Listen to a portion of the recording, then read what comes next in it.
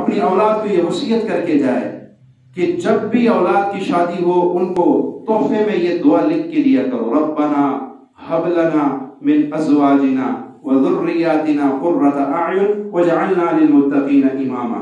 अपनी बेटी की शादी है, बेटे की शादी है, उसे कहा बेटा ये मेरी वसीयत है, नसीहत है, इस दुआ को लाजिम पढ़ा कर, कभी तलाक का मुंह नहीं देखेगी आपके नस्लों में कभी तलाक नहीं होगी। अगर आपने अपनी बेटी से कहा इस दुआ को पढ़, और औलाद नाफरमान नहीं होगी, औलाद आंखों की ठंडक होगी, औलाद नेक होगी। इस दुआ की बड़ी तासीर है, बड़ी तासीर है। एक बहुत बड़े अल्लाह के वली बता रहे थे कि जिन्नात कहते हैं कि हम अपनी बच्चियों को शादियों में ये गिफ्ट देते हैं इस दुआ को कि बेटी जब तू ये दुआ पढ़ेगी कभी तलाक का मुंह नहीं देखेगी।